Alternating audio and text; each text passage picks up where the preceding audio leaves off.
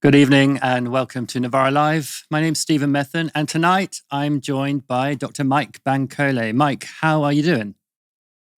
Yeah, very well. I'm so glad this team is back. Just last week, we actually reflected on how I was the co-host for your first show. So we've come full circle. Delighted to be on the show with you tonight. Yeah, indeed you were. And it's been a very long time since we have been on the show together. And I'm, really excited about it. Coming up tonight, Russia violates the partial ceasefire it agreed to just yesterday. Israel's brutal assault on Gaza intensifies. And a Novara Media exclusive on how the police spent £3 million cracking down on just one, peaceful protest. Keir Starmer's Labour government announced the full scale of their cuts to disability and incapacity benefits yesterday. And ever since, Labour ministers and MPs have been appearing on our screens, absolutely revealing themselves to the public. On Channel 4 News, Work and Pensions Secretary Liz Kendall, the actual architect of the biggest bonfire of benefits since the austerity government, was asked how many people would lose their benefits as a result of the plans. What people have actually told us is around a third of people on sickness and disability benefits say they want to work at some point in the future, particularly if their health improves.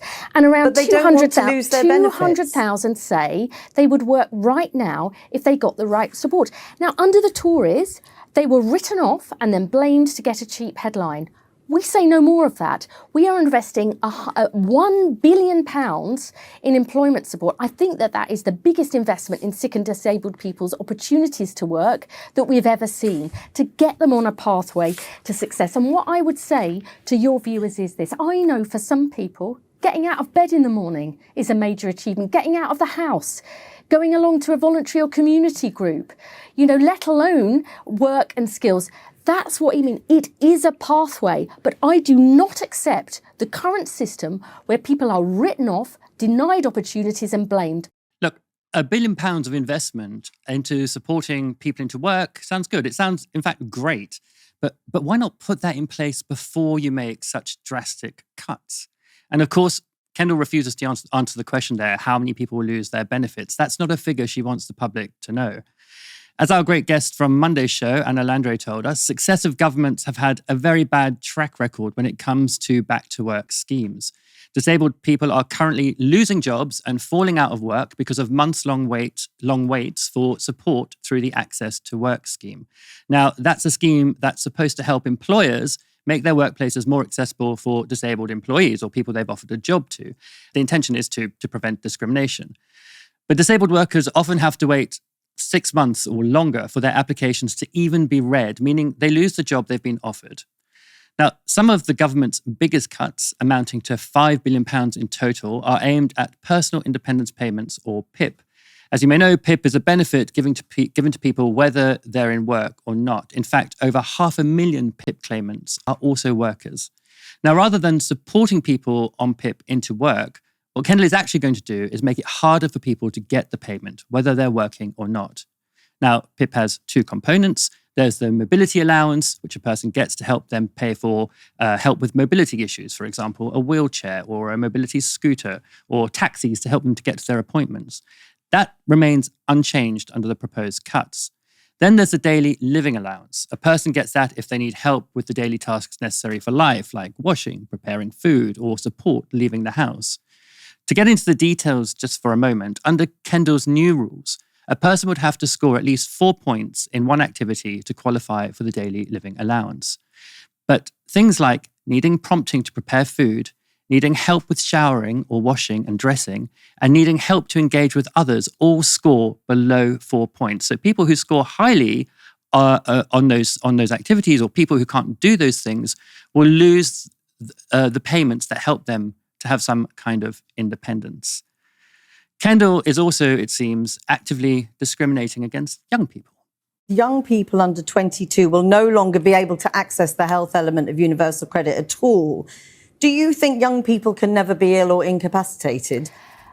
We are consulting on delaying access to the health top-up until age 22 and reinvesting that financial support into work opportunities, employment support, skills and training. Because we believe a lifelong benefits when you are young can have lifelong impact, scarring impact on your jobs prospects, earnings potential and health. And that is not good enough for our young people. But it doesn't quite answer the question about whether you don't accept that young people up to the age of 22 can be ill enough or incapacitated enough to need that health element. Well, we are very clear in the Green Paper that there will be absolutely exclusions there for those who are so sick and disabled that they will never work.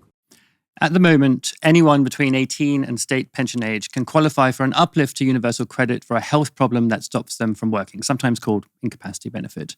And there are two kinds, one for those who can't currently work but could in the future, and one's for those who will never be able to work. Now, what Kendall seems to be saying there is that young people who are judged as being unable ever to work won't be touched by the new cuts. But young people who can't currently work will receive no support. So what if you have a profound mental health condition like anorexia or chronic depression, or if you have a time-limited physical condition and happen to be 21 years old? Does that mean that you're on your own? Well, maybe not, because Kendall proposed an alternative route in the House of Commons yesterday. Does she agree with me that one way of perhaps attracting some people back into work is for her to have discussions with her colleague in the Ministry of Defence, the Defence Secretary? And would she agree with me getting more young people into His Majesty's Armed Forces, Air Force, Navy, Army, would be a starting place? I absolutely agree with the honourable gentleman. Indeed, before I was appointed to this position in opposition as a constituency MP, I have discussed with my local job centre and the Armed Forces recruitment precisely these issues because of the really exciting careers and opportunities that are available. I think are really important for young people in my constituency and the one that he represents. And I will certainly be having more conversations with colleagues in the Ministry of Defence to make sure we put this plan into action. Yeah, because there's nothing like getting sent to our Cyprus bases to aid the Israeli military's genocide in Gaza to give you a more positive outlook on life. In PMQs today, a few left-wing MPs tore into the Prime Minister over the cuts. This was the SDLP's Colm Eastwood. Thank you, Mr. Speaker. A lady came to see me recently who needed help. She had a disability. It meant that her children have to help her cut up her food. They have to help her wash beneath the waist. They have to supervise her as she goes to the toilet. Under the Tory welfare system, we were able to get that lady on PIP. Under the Prime Minister's new proposed system, she will get zero, nothing. And after 14 years of the Tory government, and many of us wanting to see the back of them, can the Prime Minister answer one question? What was the point if Labour are going to do this? Prime Minister.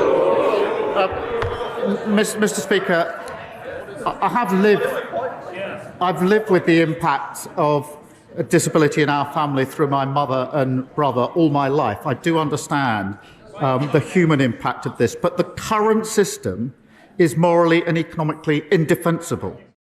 Also enraged by the rhetoric around these cuts was Labour's Diane Abbott. Most members of this House will be aware that the welfare system can be a nightmare to navigate and does indeed need reform. But could we have less of this rhetoric about his £5 billion package of disability benefit, so-called reform, being moral? There is nothing moral about cutting benefits for what may be up to 1 million people. This is not about morality. This is about the Treasury's wish to balance the country's books on the back of the most vulnerable and poor people in this society. Mr. Speaker, she's a passionate advocate and has been for a long time on this issue, and I pay tribute to that. But as she rightly acknowledges, the current system is broken. And this is where I disagree with her. I think 1 in 8 young people not in employment, training or education. That's 1 million young people. I think that's a moral issue, Mr. Speaker. Now, Starmer isn't wrong that there is something tragic about young people becoming trapped in a welfare system without a way out. But the government doesn't seem to have shown very much interest in why so many young people have struggled to move into work. Never mind that people have to wait months to see a mental health specialist just to get a diagnosis. Look, I've said it before, and I'll say it again. Lockdown was for people in their teens and early 20s, especially, a life-changing and sometimes life-breaking social phenomenon. The loss of social connections, through incredibly important developmental years, the disappearance of the usual steps into work and further education, and of course, fear, real fear, over the future. These aren't things that can just be forgotten about, but both the Tories and Labour seem to prefer pretending it never happened. It's not the number of young people out of work or education that's a moral issue. It's the fact that they're being blamed by this government for suffering the effects of one of the most disruptive and destabilizing events of their lives, with little or nothing being put in place to help them recover. Of course, taking the moral high horse helps Labour ministers avoid talking about the real reason these cuts are coming so urgently, and that's the black hole in Chancellor Rachel Reeves's budget. On Sky News, Minister Stephen Timms was asked to just be real with the public about this. John McDonnell framed this as, trying to save £5 billion in light of the fiscal situation. Is it because of the fiscal situation, or are you suggesting you would have made these changes anyway? They need to be made. I think these changes need to be made anyway. But 12 billion we were spending on personal independence payment the year before the pandemic, 5 years ago. This year we're going to be spending 22, and it will be heading up to well over 30 in the next 5 years if something wasn't done. So I think whatever the fiscal situation, we would have needed to make these changes. With that in mind, why wasn't it in the manifesto? Why was the rhetoric almost exclusively in opposition, the opposite towards this? If you knew you had to make the changes anyway, why weren't you upfront about it with your voters? Well, we did say in the manifesto that we wanted to bring forward a plan to fix the broken system. We said that the work capability assessment, which is part of this, needed to be reformed or replaced. We've announced yesterday that we are going to remove it. And that the system as a whole is going to be reformed and made financially sustainable. I can 100% promise you £5 billion of cuts to disability and incapacity benefits were not in the Labour manifesto. Reform of the system, yes. A chainsaw to it, no. And everyone accepts that there are too many people on incapacity benefits. That's not in question. The question is whether simply knocking people off it, a move the Tories desperately wanted to make, is what Labour voters expected, rather than a more compassionate and maybe even intelligent approach to the problem. Timms was pressed on this again. If there are Labour voters who feel let down by these changes, that they don't feel, in the 5 years of Starmer's leadership in opposition and in the manifesto specifically, that they could feel this was coming, they're wrong. We're making changes that need to be made. There's a very large number of people that voted for you feel let down by these changes, they're wrong to feel that. We're making changes to make the system sustainable so that it will continue to support hundreds of thousands of people who depend on personal independence payment for vital support. A real rabbit in the headlights moment there. It's almost like he's thinking, I can't believe I'm being asked if I'm letting down the people who already voted for me. Who cares? They already voted, suckers. Mike, on Monday, we talked about, indeed earlier in this piece, I talked about this actually being something that Conservatives wanted to do for a really long time. There was a whole lot of resistance from Labour when the Conservatives were in power to these kinds of massive cuts to disability and incapacity benefits. And now Labour is saying, well, actually, we're great because we've managed to do them. So, if Labour's just taking over Tory policy and actually enacting it much more efficiently than the Tories could, what is the point of them as a party? Yeah, and I think the most worrying thing about this is the framing of this. I think so many people have written in different pieces or spoken about how they feel they're being framed as a fiscal burden on the country. Disabled people be framed as that. Now, what we saw under the Conservative Party for 14 years was the marginalisation and demonisation of so many different groups of people, whether it was migrants or climate activists or young people so many of the most vulnerable groups in society were being targeted by the Conservative government. Now, what you'd hope at the very least for a Labour government is that some of that would stop. But we wouldn't see some of the rhetoric that's being used about disabled people being used at this current moment in time. But we are where we are, unfortunately, and Labour under Keir Starmer promised change. We're different from those guys, was the general story they told us. We're more competent than those guys. And it seems that the only thing that's different in Labour is a slight tonal shift. We've seen a slight tonal shift under Keir Starmer, where maybe they aren't as overtly kind of odious as the Conservative Party when it comes to matters like this, but they're still talking in some of the same language and implementing some of the same policies. Now, one of the issues with this and the way it's being framed is, trying to get disabled people working. But we know that it isn't just as simple as, well, we kind of cut some of their benefits and invest in some work schemes, because we know that there's so many barriers to work for some disabled people. Like, some disabled people really want to work and want to be able to kind of live as normal a life as possible. But there are so many, unfortunately, structural barriers when it comes to access to workplaces. Those are the sorts of things that a Labour government, in my view, should be trying to address. Should be trying to address the barriers for some people who are disabled and want to work and are able to work. Why are there barriers for those people who want to work? Rather than using this language of almost framing them as a problem. Now, I've been so struck by some of the personal stories that have come out in recent days and recent weeks in the build-up to this. And obviously, as it's obviously intensified in the last couple of days, there have been so many stories. And I heard of a story of a woman in Leeds with multiple sclerosis who's really concerned about what's going to happen with her. And there are so many families up and down the country who are concerned about what's going to happen. And I saw a stat yesterday, and I posted it on Blue Sky. But being disabled or living in a house where someone is disabled is one of the biggest predictors of poverty in the UK.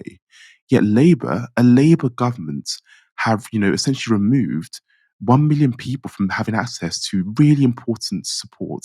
And the support, when it comes to support being restricted, it isn't just money. In some cases, it's support that people desperately need to address their disability or to help with disability and to help make life much more livable than it might be otherwise.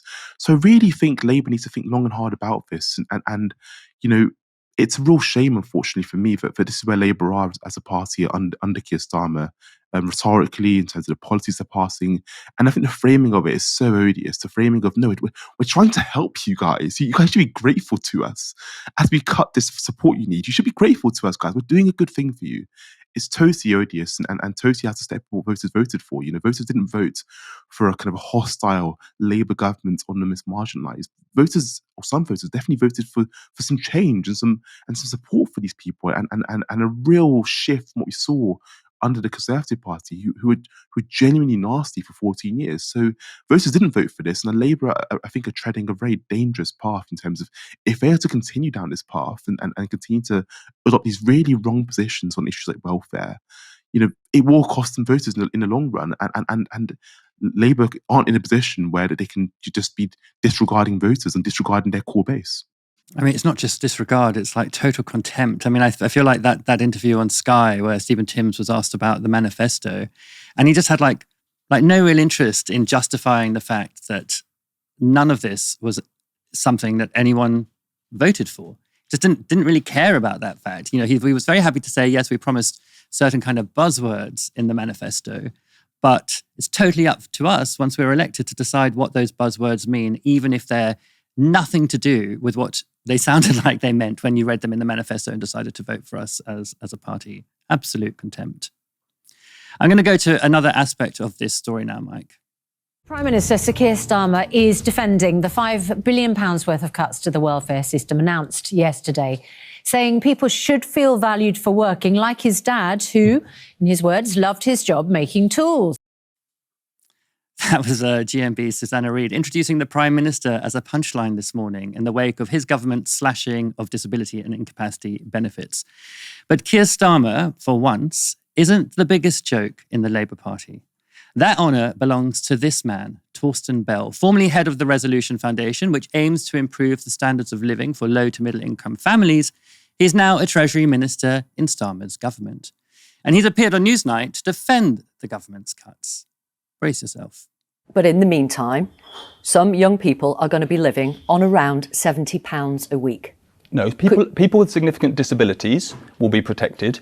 They will not only will they be protected within the universal credit system, which is the one you're mentioning, but they'll also be able to apply for personal independence payments. So people with significant disabilities, if they are young, if they're currently receiving UC Health, they will continue to receive it. And if they have significant disabilities, they will still be able to apply for personal independence payment. But we are not going to write off 21-year-olds. For those who can't, they'll be living on about 70 quid. We are not going to write off 21-year-olds as unable to work. For those who can't, they'll be living on about £70 a week. Could you live on 70 quid a week? Absolutely not. So why do you expect young people to? We won't. We provide housing benefit as well, and we'll provide personal independence payments. This is cash in their pocket. This 70 quid So are the cash things I a just week. mentioned to you. So are the things I just mentioned to you. That's how the benefit system works. If people need help with their rent, they receive that as well. If they need support with a disability, personal independence payments is there for that as well. So to buy food, to pay bills, yes, 70 quid a week. No. You've just told me you couldn't live on that. Well, no, I have a mortgage to pay. Victoria, I have a mortgage to pay. I'm a fine, upstanding member of the bourgeoisie, a member of parliament, no less, not the kind of person who could be expected to count my pennies on 70 quid a week. I'm a mortgage holder, not a revolting prole. At least we know that Labour's cut their MP's media training budget, though. But the arrogance and entitlement literally oozing out of that over-promoted cardboard cutout of a man is nothing compared to the hypocrisy. A little less than a year ago, so before the general election, Torsten Bell penned this piece for The Guardian. It's immoral to push children into poverty, but that's what the benefits cap does. A month after that piece came out, Bell was parachuted into Swansea West as the constituency's Labour candidate. There were just like no locals who could fill the role, just this one smarmy technocrat willing to do anything for a sniff at power. A few months later, and just a month before the election, Bell appeared on Politics Joe, where he said this. The two-child limit is a really big deal. It has increased poverty. It's a terrible policy. It's done exactly what we knew it would do, and it's done it in a terrible way, and it's rolling out for years. I think all parts of the Labour Party think this is a terrible policy, and all parts of the Labour Party will want to see it abolished at some point. If we've chosen to have a policy which the Conservatives have put in place to say if there are more than 3 children in the family, you won't be receiving any benefits to those children, is it a surprise that all of the increase in child poverty recently is amongst larger families? It's done exactly what the kind of chart that the minister would have been given when they signed off that policy said it would do. Well, we all know what happened to that powerful Labour desire to reverse the 2-child benefit cap. Faced with a chance to scrap the impoverishing measure, they voted to keep it. And Torsten Bell voted to keep it too, greasing the pole of his political career with food snatched straight from children's mouths. Sure enough, he slid up that pole and into his current 90 grand a year ministerial position, happily shilling for the further immiseration of the country's poorest. What a small sum for a man's soul. And I don't normally like to comment on people's appearances, but that man has aged in less than a year. It's almost like he's a sort of children's party balloon animal that's fallen behind the sofa, slowly sagging as his principles just leak out of him. Mike, tell us, what the hell happened to Torsten Bell? What does it profit a man if he gains the world and loses his soul? Genuinely, this is everything that's wrong with our politics, right? I think of so many people who want to go into politics and want to do so with this strong desire to change the world. But you have to stand by your principles. You can't, so passionately speak out against child poverty, in The Guardian, on Politics Joe, and hold these really strong principles.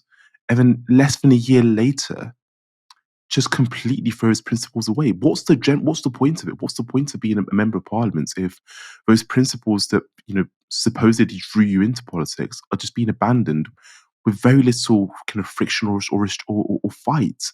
And I think so many people are skeptical about politicians, right? If there's some polling data, I don't know if there's some polling data on this in kind of recent years about which profession do you trust the most. I think politicians will rank quite lowly. I think people's perceptions of politicians, especially with the Boris Johnson stuff and Partygate and all the millions of things that have happened in the last 20, 30 years, it's quite low. And I think this contributes to it. We have a politician here who has built a career in many ways on speaking out against child poverty, speaking out against the oppression of marginalized groups, and less than a year later, thrown his values in a way. I actually think it's genuinely sad to see. Really, really sad to see. And it almost erodes my my hope in politics, right, is if someone could just U-turn that quickly on his principles, the system might just be screwed up. Like, maybe this isn't the way to achieve change, and some people go into politics, and there's some really good eggs in the Labour Party who asked, even with the kind of against the best wishes of their political careers moving forward in terms of being promoted to front bench positions, are still holding firm to their kind of really strong convictions that brought them into politics in the first place. I'm thinking about someone like, Sarah Sultana, Nadia Ratome. Obviously, we know Diane Abbott's been kind of vocal on this issue and stood her ground. But I do worry about some people who enter in politics and like you say, Torsten looks like he's aged. He's aged as he's kind of sold his principles there. So for me, the big takeaway from that is the system screwed up if someone, U-turns and sells out essentially so quickly and so cheaply, because fundamentally, I think there are some things you have to stand on no matter what. You have to, if you're someone who vocally champions, big families who are suffering and the two-child benefit cap being a real problem for those families, stand on that. Show some principle, show some fight, stand for something. That's what life's all about. So it's gutting for me to kind of see that, genuinely gutting and sad. And it shows that, unfortunately, for some people, the pursuit of power and having power is the most important thing, rather than actually changing the world and making it a better place.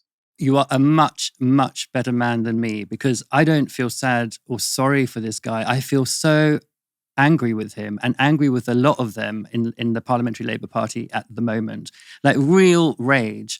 And I feel like that's a feeling that a lot of other people have across the country when they look, not just as this, although this is the cherry on top, but at the two-child benefit cap, at the winter fuel allowance, a whole, what is now a pattern of really targeting the poorest people in this country. And that fury, I think, has nowhere to go, and that's a real problem. Like, there are sparks of like revolutionary feeling flying here, and the only embers that they're lighting are reforms. So what I want to know, and I want to ask you about this, where is this left-wing party that we need? Where are the people who are putting this together? And why isn't it coming already? We need it now, right? Yeah, I totally agree with you. And just to be clear, I do feel anger. Like, I'm really irritated about what Labour are doing. I'm angry about the fact that we're seeing essentially continuation of what we saw for the last 14 years, where the most marginalised groups are being targeted, whether it's migrants, whether it's people who are in need of government support. So many different groups, young people, are being targeted by this government. It's a genuine disgrace. And if you woke up and closed your eyes and looked at all the policies that Labour have passed in the last however long since they've been in government, so many of them just scream Conservative Party. So many of them scream Conservative and Unionist Party. So it's a genuine disgrace that Labour are doing this. In terms of a left-wing party and where we use this anger, it's difficult. I think the Green Party are a genuine viable alternative. I do think that when it comes to opposing so many of the problematic policies we've seen, whether it's the two-child benefit cap, whether it's the current welfare changes, the Green Party MPs have been consistent and have been vocal in speaking out against them. And I think the Green Party MPs, broadly speaking, have been on the right side of history so far during their time in Parliament. I do wonder if that kind of if that becomes a bigger, broader movement and if people can get behind it. But I certainly think the Greens, for me, based on the things I know that they're doing and the noises they've made since they've been in Parliament, they might be the best place for us to kind of vent our anger and mobilise and get behind. I think they're doing some good stuff. They do some good stuff. And I think what you said there about these being Tory policies, I mean, I'm sure many people think about it in that way, but I think many people may now start thinking about it in the same way that I do, whereas I don't think these are Tory policies. I think these are actually, unfortunately, Labour policies. Yeah, the Labour Party has changed. Following a call between US President Donald Trump and Russian President Vladimir Putin yesterday, the White House declared it a success. The headlines asserted that Putin had agreed to a partial ceasefire in Ukraine after speaking to the commander-in-chief, framing it as a masterstroke in Trumpian diplomacy. But it seems it was no such thing, because while the ceasefire was only partial, it did contain a promise from Putin not to strike Ukrainian energy infrastructure for 30 days. But just a few hours later, the Russian president appeared to change his mind.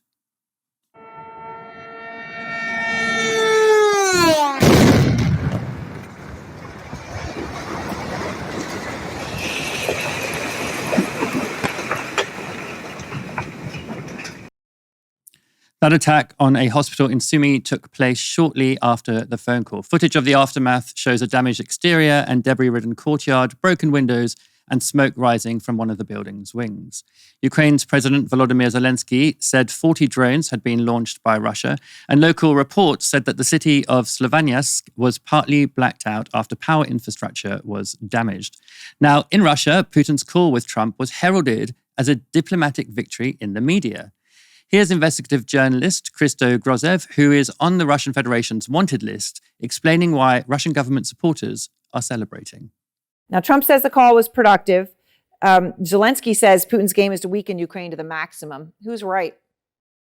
Well, in this particular case, clearly Zelensky is right. I mean, the Trump was productive for Putin, both for a domestic audience, because a lot of the posturing today that we saw from Putin was meant for him to project the image of the winner for a domestic audience. I mean, before the actual call began, there was a staged press conference or an event where Putin appeared to be telling the audience that he's making Trump wait for the beginning of the call. That was clearly, again, an alpha male message that he wanted to send.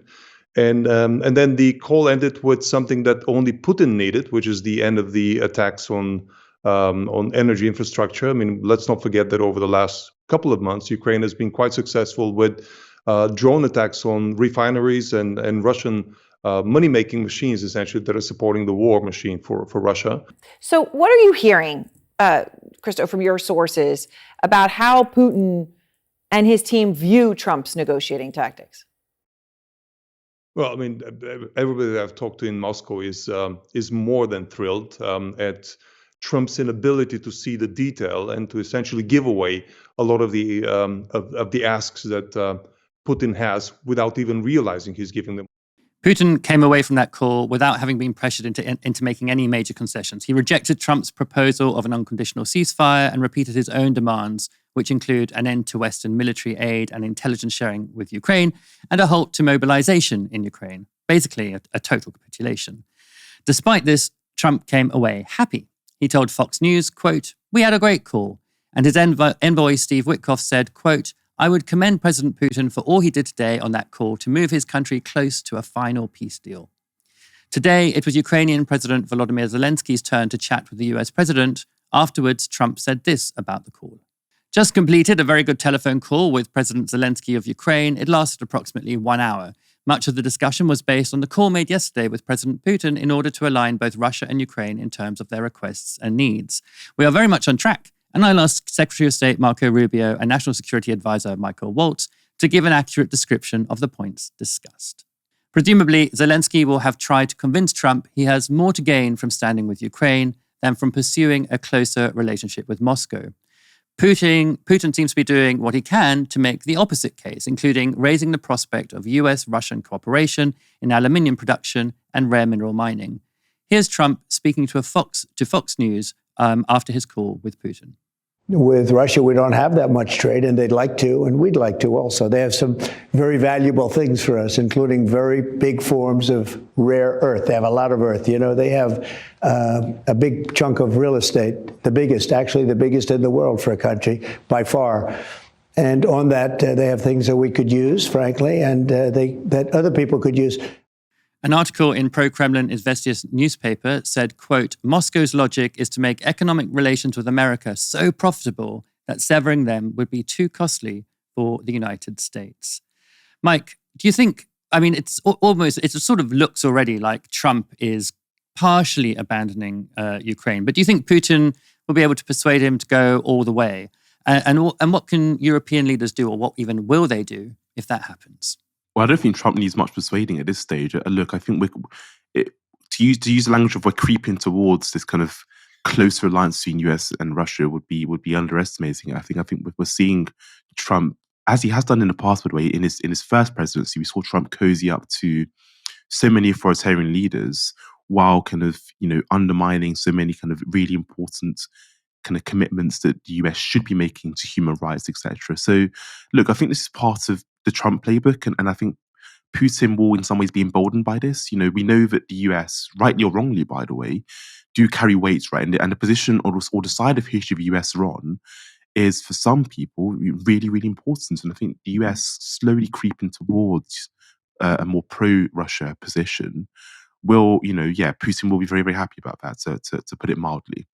I think what the rest of Europe can do is continue to adopt a strong kind of unified front on kind of a pro-Ukraine position, but not necessarily like just arm them with military and guns and give them guns and we just kind of shake hands and we disappear into the background again. I think there needs to be more of a kind of moral push by European leaders for peace beyond just give them guns and see you later, guys, all the best.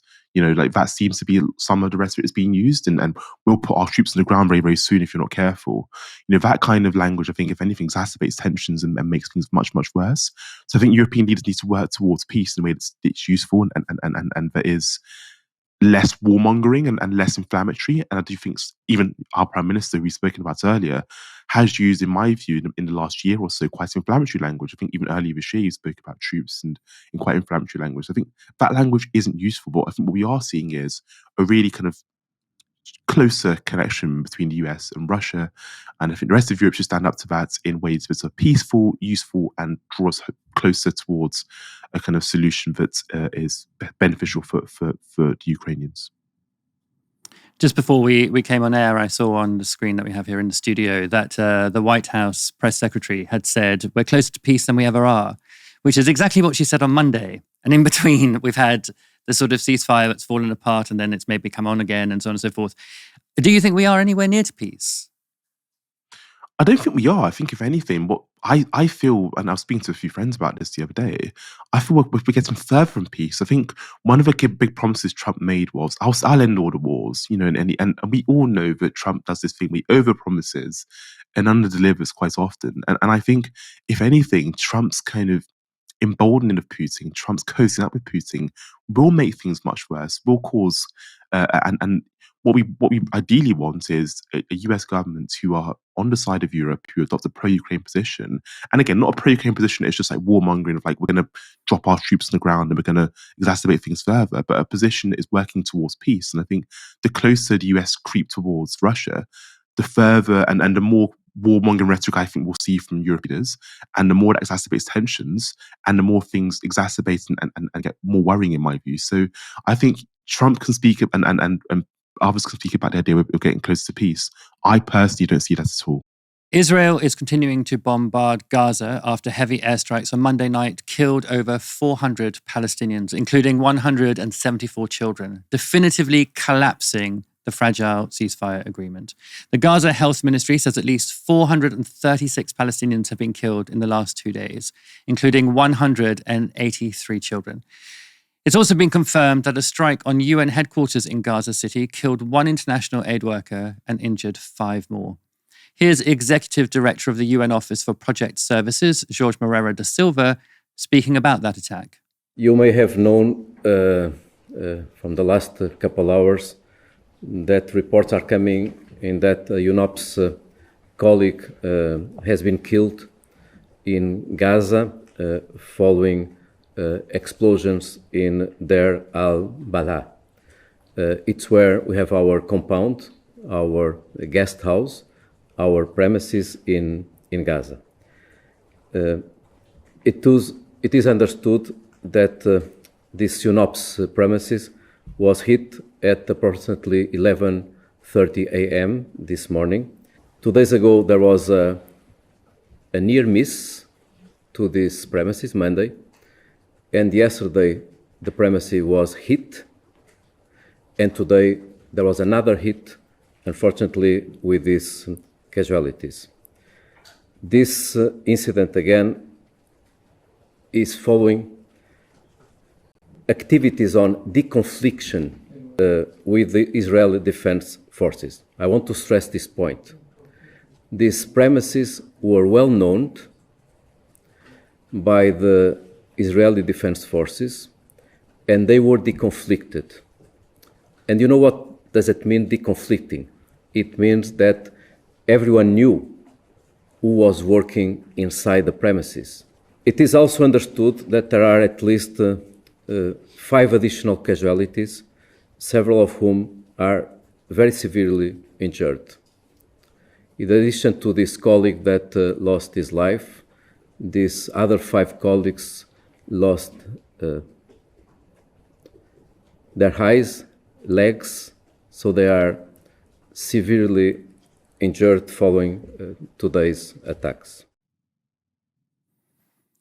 Israel targeting aid workers and UN facilities has almost been normalized because it's happened so many times now, but it's not at all common in other conflict zones. Israeli ground troops have also retaken the Netzrim corridor, which splits Gaza in half, after withdrawing last month as part of the ceasefire deal. This comes after a new forced displacement order was issued, covering large swathes of the territory. Here's the warning that was distributed, ordering Palestinians to immediately vacate the areas shaded red. Really feels like the early stages of the assault once again. Like it feels like it could be December 2023, January 2024 all over again, which is a tragic case for people in Gaza if that's so. Gazan political analyst Mohammed Shahada says Israel's reoccupation of the Netzrim corridor suggests it is implementing the so-called Five Fingers policy, which divides Gaza into multiple tightly controlled enclaves. Here's part of a Washington Post article from last year on Israel's objectives in the Netzrim corridor. At least 750 buildings have been destroyed in what appears to be a systematic effort to create a buffer zone that stretches at least 500 yards on either side of the road, according to an analysis by Hebrew University's Ali Ben-Nun, a geographic data specialist. An additional 250 buildings have been razed in the area of the US pier. The IDF declined to comment on the clearing of buildings around the corridor, saying it would not answer operational questions during an ongoing war. Military experts say it is part of a large-scale, long-term reshaping of Gaza's geography, harking back to past Israeli plans to carve Gaza into easier-to-control cantons. The Netzrim corridor is named after an Israeli settlement that used to sit on the coastal route, the second finger of then-Israeli Prime Minister Ariel Sharon's five-finger strategy that envisioned carving Gaza into segments, all under Israeli security control. The plan was only partially implemented before Sharon, once a champion of settlements, ordered an Israeli withdrawal from Gaza in 2005. While Monday night's carpet bombing was the final nail in the coffin, Israel had already repeatedly flouted the ceasefire deal. Dozens of Palestinians have been killed by IDF airstrikes, artillery, and gunfire under ostensible ceasefire conditions. And for almost 3 weeks now, Israel has prevented all food, water, fuel, medical supplies, and other aid from entering the Gaza Strip. Even before the current total siege, aid was not allowed in at the agreed rate, and some types, such as temporary housing and machinery to clear rubble so that Gazans can start to get the bodies of their killed loved ones out from under those collapsed buildings, were blocked entirely. In response to a question from Jeremy Corbyn, David Lammy told the Commons that Israel's blockade of Gaza breached international law. That was a bold statement by Lammy. But then he was rebuked by Starmer's spokesperson, who insisted Israel was only, quote, at risk of breaching international humanitarian law. I say it was a bold statement by Lammy. When I say bold, I mean true. And it is bold of David Lammy to say true things when it comes to Israel. Emily Thornberry was asked about the implications of Lammy's statement during an interview with LBC, and she gave this response. Should the government now be putting sanctions on Israel, yes or no? The government should be working towards a two-state solution, and that's what they need to be doing. So the answer is no. It needs to be, listen, there will be a reckoning in the courts, and then the world will know, because there is an international criminal court, and there will be prosecutions, I'm sure. So has David Lammy got it wrong when he says that Israel is starving children? I don't know what David knows. I mean, I assume that if aid has been stopped going into Gaza, then people will be running out of food. And it is completely unacceptable. It is completely wrong. But and I not have unacceptable said so enough to put sanctions on Israel. When I went to the Knesset a couple of weeks ago and spoke to Israeli politicians and made this perfectly clear. There is no justification for this. But I don't understand. I don't think I could be any clearer than I'm being. Well, I think you could be a lot clearer because you haven't answered the question. You're just diverting it to saying, well, there needs to be a two-state solution. I'm still unclear as to whether you believe there should be sanctions on Israel if they are indeed starving children. I think that what we need to do is we need to stop them starving children. So then the question is, how do we make them stop? How do we make them stop? Will sanctions make them stop? No. What will make them stop is that there needs to be a solution to this, which is a political solution. And it needs to be that Israel has a way of being safe and secure in its state. But they will not be safe and secure unless there is also a Palestinian state that is able to live alongside. That is just like classic political kicking something into the very, very, very long grass. Emily Thornberry, of all people, knows that Israelis don't want a two-state solution. The Israeli political class that currently rules the country, at least, but also many Israeli citizens, and that Palestinians don't believe that a two-state solution will be respected. And so you can give that kind of answer, sort of gesturing at some kind of impossible situation where we currently stand, and say, well, look, that's the thing that will stop Israel from starving children in Gaza. Sanctions won't do it. Sanctions won't be the thing, because, that might put our relationship with Israel at risk. We don't want that. What we want is just to reassure you if we can somehow achieve this impossible thing, the two-state solution, then the starvation will stop. So let's just pursue this impossible thing rather than doing material, concrete things that we could do now to put pressure on the Israeli government. That is completely off the political table. Pressure on the Israeli government through concrete measures that punish them for the punishment that they're inflicting on Palestinians in Gaza. The fact is, if Israel's blockade of Gaza breaches international humanitarian law, which it self-evidently does, there's really also no tenable justification for the UK continuing to supply weapons to Israel. That's why Starmer is being so careful about wording, to the point of denying the patently obvious.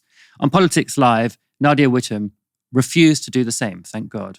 Israel has blatantly violated international law. What the UK needs to do now is hold Israel to account. And we have not just a moral duty, but also a legal duty to do that. And that means a full arms embargo, sanctions like those that we have rightly put on Russia. It means no longer providing diplomatic cover to Israel at the UN. We've got to stand up to the Israeli government and not allow these far-right politicians to do this in the world. Another person who never minces her words is UN Special Rapporteur on the occupied Palestine territories, Francesca Albanese. Here's what she had to say in an interview with Channel 4 News. Israel has just killed around 400 people, and this is the acceleration of not a war, of the genocide that is happening in real time. And it has been happening for the past 16 months. I want to ask you precisely about the legality of what is going on now, because Israel says it is targeting Hamas terrorists. And it says that anybody else killed is a regrettable byproduct of war. Now, what is the legality of what they are doing if they are indeed targeting people they regard as Hamas? I do not want to downplay the risks that Israel has faced or might still face, but nothing justifies a genocide. And the destruction of life that has taken place over the last 16 months in Gaza, all schools, all hospitals, farming land, and most of the houses, all UN premises. What is this? Why did Israel had to do that? In another situation, would you call a state that hits intentionally and voluntarily hospitals, that starves an entire defenseless population, because this is what it is, would you call it an outcome of war? It's your use of the word intentionally there that Israel disputes, isn't it? That they say they are not intentionally hitting civilian targets. What are they? They are intentionally hitting Hamas targets. So what is the legal? And that's how they say everything we're doing is legal. So what is your legal analysis of that? Okay. The legal analysis is then, let's assume that it's a conflict, right? In a conflict, there are rules. And there are a principle of military necessity that Israel claims to have. Well, it is to provide evidence. It is to take precautions. It is to respect the principle of proportionality in every action it takes. There are rules to spare life, to preserve the sanctity of life. And there are obligations. Look, again, this is not debatable. I mean, my intention is not to debate whether it's genocide or not. This is past. We have failed to prevent genocide. And it's not just me saying that. The entire human rights community, there is a wall-to-wall consensus that Israel is committing genocide. Like 2 years ago, there was a wall-to-wall consensus that Israel was maintaining an apartheid regime. And I take it that is very sensitive for politicians to deal with it. But there are 2 Israeli leaders who are wanted for war crimes and crimes against humanity, including starvation. So even if we don't go to genocide genocide analysis. Why member states like the UK have not honored their international obligations to intervene and stop crimes, including because in January 2024, the International Court of Justice, 3 months into this military assault, had concluded that there was a plausibility of risk of genocide. Mike, Francesca Albanese saying there that there's wall-to-wall consensus internationally that Israel is committing genocide. And I'm pretty sure that there's a lot of consensus amongst civil servants working in government departments, amongst advisors, amongst legal experts who are also in contact with the government, that there is a genocide occurring in Gaza conducted by Israel. So given all of that, how can the UK possibly justify its current position on Israel? It can't, especially if the UK, presents itself as a defender of human rights. And this government have, by the way, we have Keir Starmer, who has a human rights background, David Lammy, who has a legal background, who will be aware, I'm sure, has a deep knowledge, hopefully, of human rights law and legislation.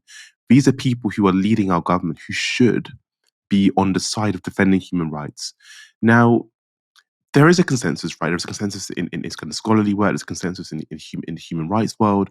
There's a growing consensus that Israel committing genocide against Palestinians, right?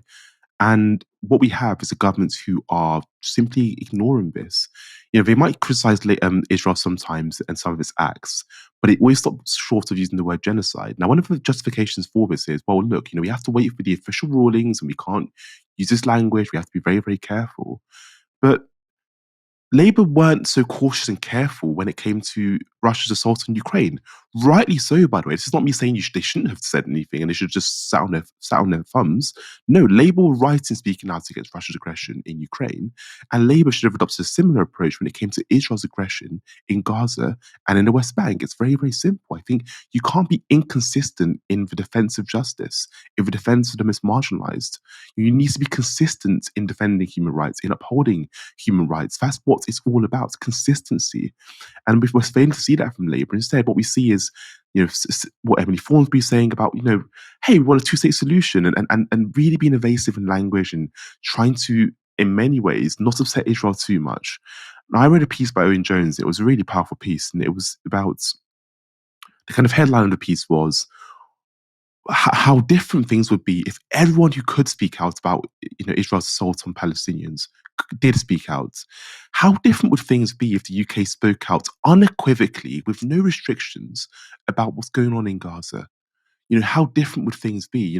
The UK, rightly or wrongly, carry weight on the international stage. If the UK were consistently speaking out against what's happening in Gaza, it would carry weight. It would potentially force other governments in Europe or around the world to reconsider their position. Now, the UK haven't done that. Our government hasn't done that. In fact, our government's done quite the opposite. For so long, our government's actually kind of closed its eyes and said, Israel has right to defend itself, right?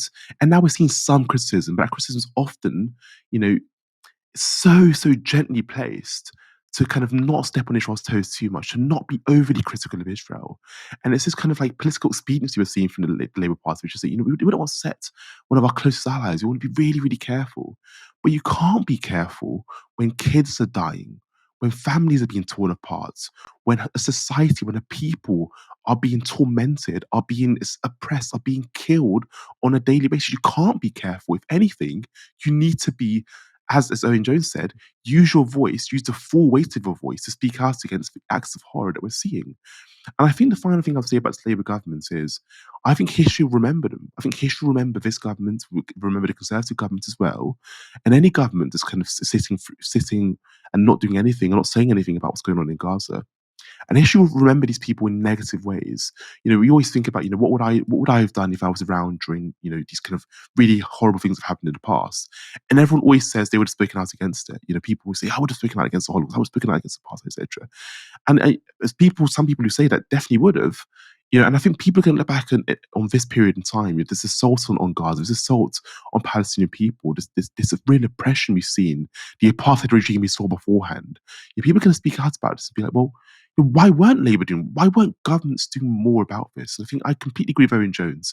If everyone who could speak out did speak out, I think there'd be so much pressure, so much more pressure on Israel. It would force them into a really uncomfortable position. And unfortunately, our government simply is unwilling to use the voice of its voice to speak out against genocide.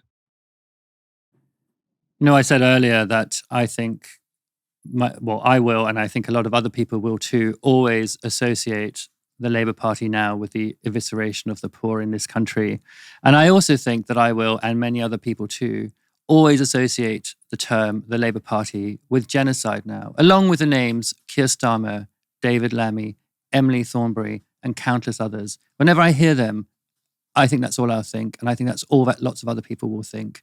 And I think, the Labour Party, just as it was tainted for so long by the Iraq War, will be for a very, very long tainted by the fact that it did nothing while a genocide unfolded across the world. And it could have spoken out. It could have done something, as you say there, Mike.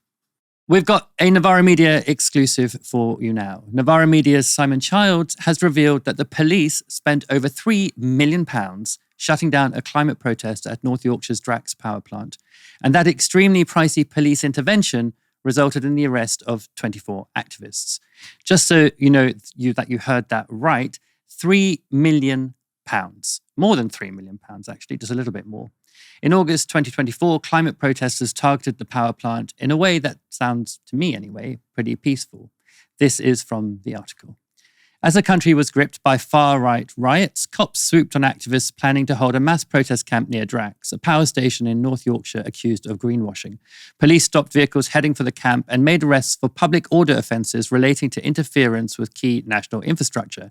They seized equipment such as compost toilets, wheelchair access ramps, and camping equipment. The protest camp, organised by campaign group Reclaim the Power, was to involve, quote, 6 days of workshops, communal living, and direct action to crash Drax's profits. Following the arrests, the camp was cancelled. So what did the police spend all that cash on? This is also from the article. 1,070 officers were deployed during Operation Infusion, the code name for the operation. This includes 334 from North Yorkshire Police, 100 from Police Scotland, and 57 from the Metropolitan Police. Officers from 39 police forces were involved in the operation, nearly every constabulary in the country. North Yorkshire Police used contractors to provide accommodation, vehicle hire, hire of portaloos, car parking, skips, and fencing. The names of the contractors were exempted from the Freedom of Information request, I guess the Freedom of Information request that revealed all of this to Simon. The total cost of the operation was £3,168,432. In a statement, North Yorkshire said this in response to Simon's report. Whilst part of our role is to facilitate peaceful protest, we also have a responsibility to minimise disruption and prevent a breach of the peace. There is an ongoing court case relating to the operation in question, so it would be therefore inappropriate to comment further at this time.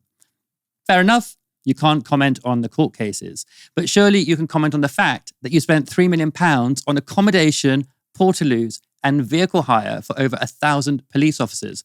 I mean, really, it sounds like they were holding their own summer camp up in Yorkshire. Earlier today, I spoke to Simon Childs and I began by asking him to tell me what Drax is and why environmentalists were trying to protest against it. So Drax is a really big power plant in North Yorkshire. It used to be a very large coal-fired power plant and then it transitioned to biofuel. And Drax will tell you that this was all in the name of, renewable energy, sustainability. But what biofuel is has come in for a lot of criticism. They will say that it's sort of the offcuts of industrial forestry, furniture making, this kind of thing, sawdust, and you turn that into wood pellets that you then burn to make electricity. In fact, it's been shown that they cut down forests, including like precious old growth forests in Canada as part of their supply chain. So that's the first kind of environmental problem. The second one is obviously burning trees releases a lot of carbon into the atmosphere. So the attempt to claim this is like a green source of power is very controversial. And then the third one is that Drax has been accused of environmental racism, which is because the places where they produce their wood pellets, the industry behind that is associated with a lot of health problems. It pollutes the air. People get chemicals in their lungs, have loads of respiratory problems. And where that happens is all in the deep south of the United States of America, where there are a lot of very poor communities, mostly Black communities. And so on kind of 3 counts, the claim that this is a kind of sustainable source of power is very controversial. So that's why it would have been targeted by protesters. My understanding, Drax is a private company which is subsidized through government subsidies. Is that right? Yes, that's right. Recently, in 2025, the government renewed its subsidies until 2031. The media kind of led on the fact that the subsidies were halved, but that's a bit of a simplification. But the conditions around the subsidies were made more difficult, and Drax has for a long time had a kind of question mark over the sustainability of its business because it relies on government subsidies. The environmental claims it makes are quite dubious. And there's always a question mark about how happy the government is really to continue subsidizing it. Right, I see. So we've got a private company that's subsidized by the government. In fact, on your account, may even require those subsidies to survive. And yet, for me, the most startling revelation in your piece is that Yorkshire Police spent £3 million protecting a private company from protesters, peaceful protesters. How did they manage to justify that? They said that they have to facilitate peaceful protests, but also protect infrastructure. I think the revelation kind of goes to show how far they will go towards protecting this infrastructure against protests. But yeah, it is a lot of money and a lot of resources thrown at this protest. There were over 1,000 officers from 39 constabularies across the country. I kind of had to look this up to think, how many is 39? That's basically nearly every police force. I think there were 5 police forces not involved in this operation. So everything from Police Scotland down to Devon and Cornwall Police and nearly everything in between. Were involved in this operation, all to arrest 24 activists. And so they were accused of acting as private security for Drax. And the scale of the operation appears to have been massive. Another thing to note about the arrests were that 15 people have been charged. I think they're going to a plea hearing on Thursday. I believe that they are denying the charges. The charges are for conspiracy to lock on. And that is a charge that didn't exist until the 2023 Public Order Act, which you may remember was brought in by Scholar Braverman as a fairly explicit attempt to cut down on protests.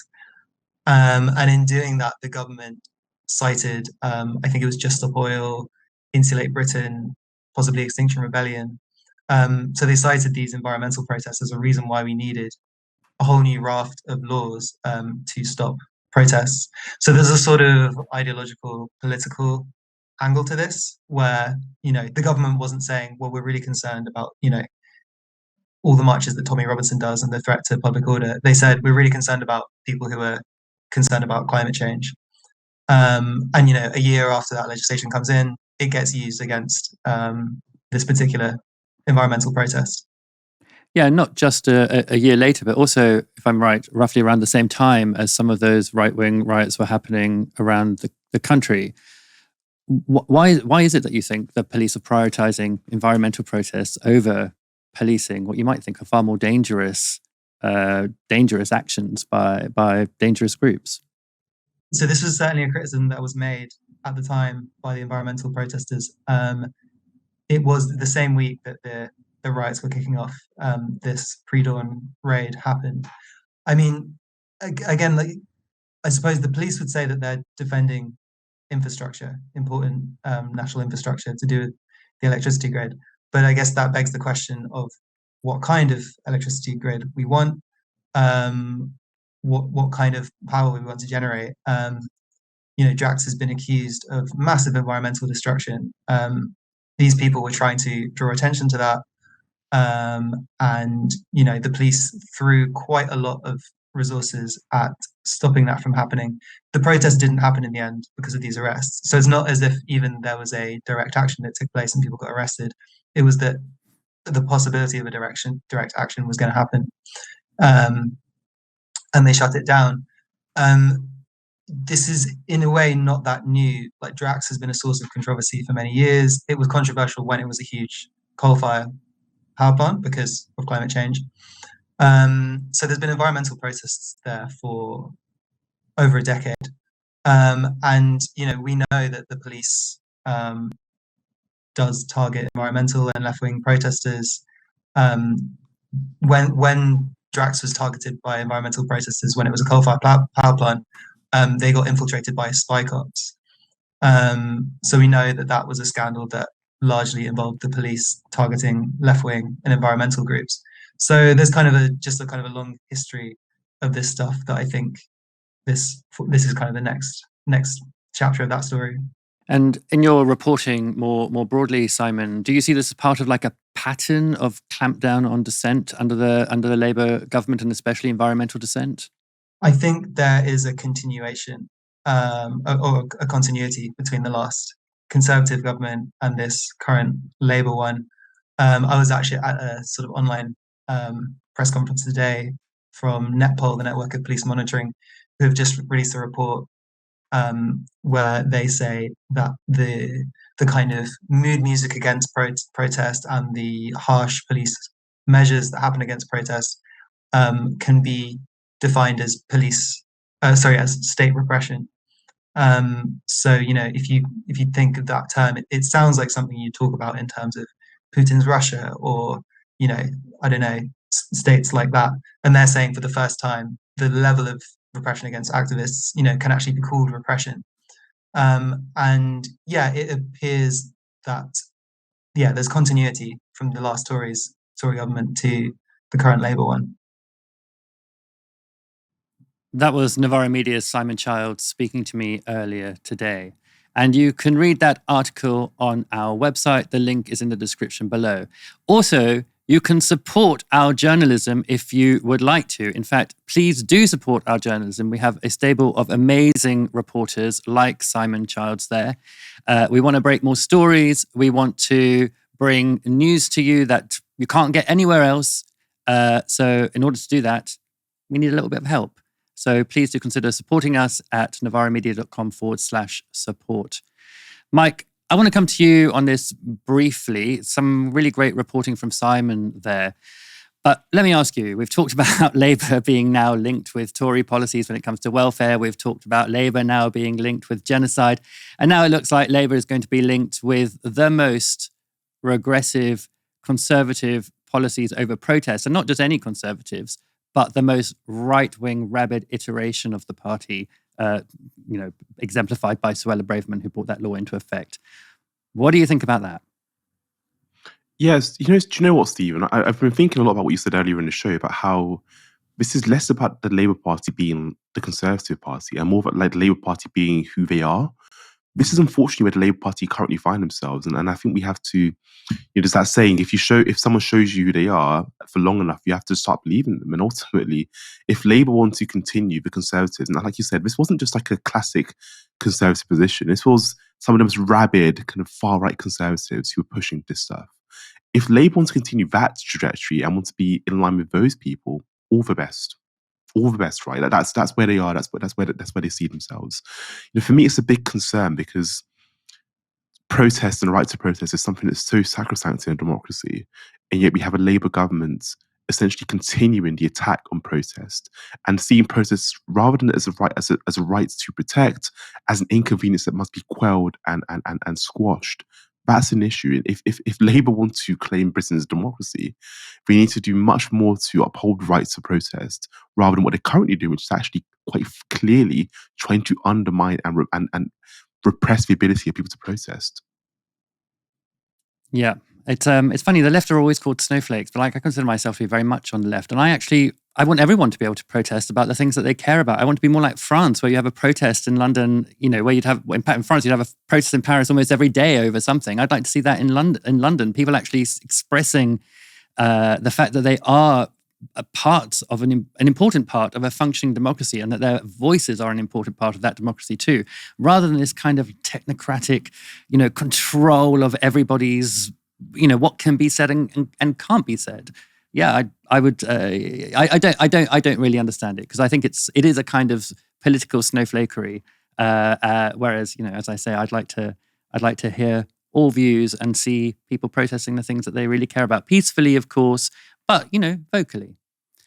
Anyway, thanks for joining me tonight, Mike. It's been great to see you again. It's been a pleasure. It's great to be on the show with you, Stephen. This is a great team. I love being on the show with you. So it's always a pleasure. Let's do it again soon.